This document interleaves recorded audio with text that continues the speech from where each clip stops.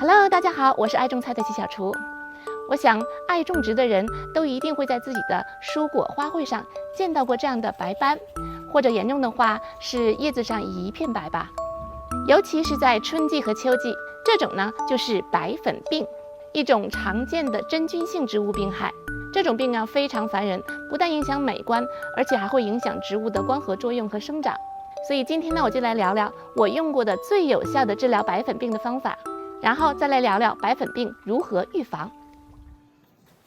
白粉病是很多植物都会出现的常见病害，不管是蔬菜还是花卉都容易出现，特别是一些蔬菜如黄瓜、南瓜、西葫芦、茄子、辣椒，还有各种豆类等等，这些都是要食用的。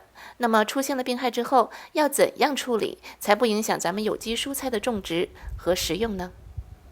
很多人分享过自制的一些方子，比如用牛奶兑水、用小苏打兑水、用醋兑水等等。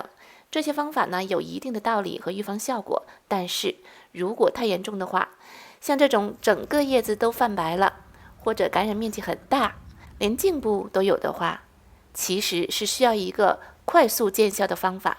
那么我通常会使用专用的抗菌杀菌的药剂了。谈到用药呢，可能有些菜友会担心，用了药会不会就不是有机蔬菜了？其实我一直都是有机蔬菜的推崇者。有机并不等于不用药物治疗，就像我们用的肥料一样，有化学肥料也有有机肥料，我们就会选用有机肥来施肥种菜。杀菌杀虫也是一样，我们可以选用一些植物提取的，或者是适用于有机菜园的药物来防治病虫害。对于白粉病这样的真菌性病害，我通常会选用注册的有机杀菌剂来对症下药。这个是我用来治疗真菌性病害的生态型有机杀菌剂。先声明一下哦，这个绝对不是广告，是纯属个人分享，没有任何的商业利益在里面。我就是想要分享我觉得最有效的方法而已。这种生态园艺药剂呢，在澳洲很多园艺店都有卖的，大家熟知的Bunnings 也能买到。这个封面呢，实际上是这个药剂产品的名字。其实这个药剂的主要成分是碳酸氢钾。了解了这个主要成分，其实就无在乎品牌了。不在澳洲的菜友们可以去当地的园艺店寻找这个主要成分的药剂。这个成分呢，对白粉病、黑斑病和锈病有效。但是这个使用方法呢，很多菜友可能有点问题，因为在这个说明上建议要配上乳化的植物油来使用，它可以帮助药剂更容易更好地粘附在植物表面。这个乳化植物油写得很专业，不是一般炒菜用的植物油，很多人呢就不知道去哪里找。其实我通常搭配的就是它同一个系列的生态油。这个生态油的活性成分呢就是乳化植物油，它本身也是适用于有机蔬菜的杀螨杀虫剂，可以防治螨虫、蚜虫、粉虱、粉介等等。所以搭配这个油和杀菌剂一起使用呢，就可以起到防治真菌和虫害一举两得的效果。现在来看一下我的配比和使用方法。我用的是一个容量是5升的喷壶，那么我最多就按照5升来配比。我的配比比例是生态杀菌剂20克，加上生态油20毫升，再加上5升的水。先在喷壶里添上少量的水，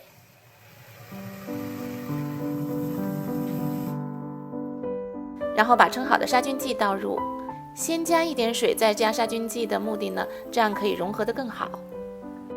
再加生态油，然后把水加到5升的位置。配好了之后，拧上盖子，摇晃均匀。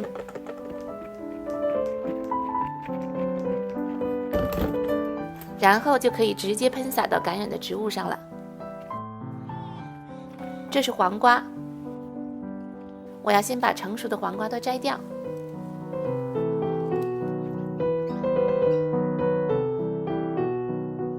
然后开始喷药，注意叶子的正反面、感染的茎部，里里外外都要喷到。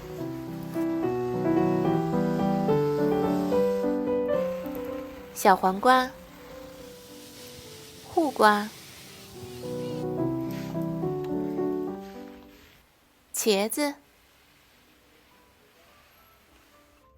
还有虽然漂亮也没有避免真菌毒害的大丽花。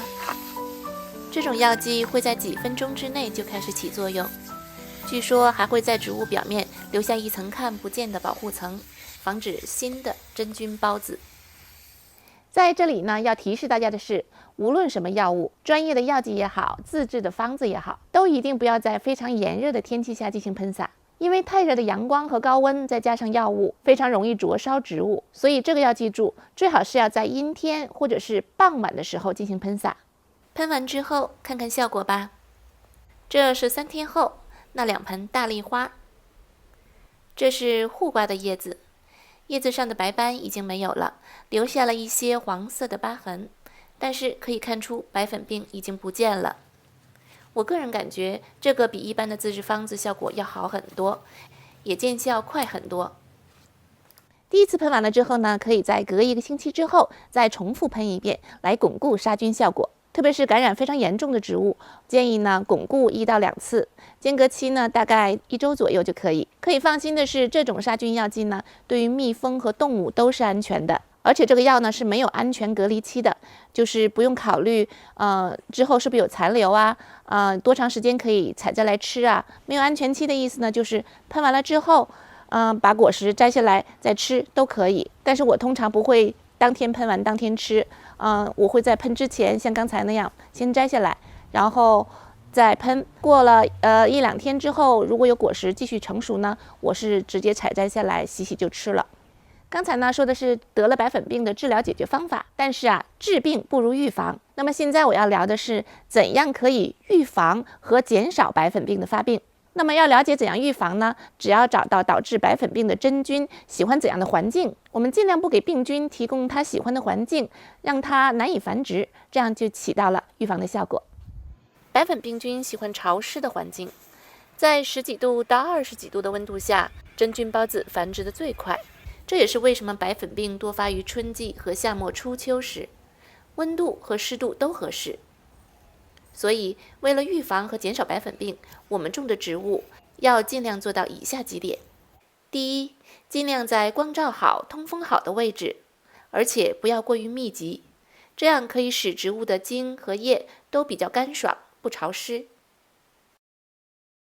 第二，浇对水，浇水要往植物的根部周围的土里浇，如果通风不好，要尽量避免浇到植物的叶子上。第三，施肥要使用含有磷钾成分全面的有机肥，这样可以增强植物的抗病能力。第四，一旦发现感染了白粉病，要及时的把感染的叶片清除掉，不要拖着，时间越久，感染的面积越大。以上呢就是我对白粉病这种植物真菌性病害的经验和总结，希望对有机种植的菜友们有所帮助。如果您觉得有用，请记得帮我点赞，并且点击订阅关注习小厨和他的菜园子哦。咱们家庭种植的分享会定期更新，和大家见面的。好啦，感谢您收看这一期的内容，咱们下一期再会。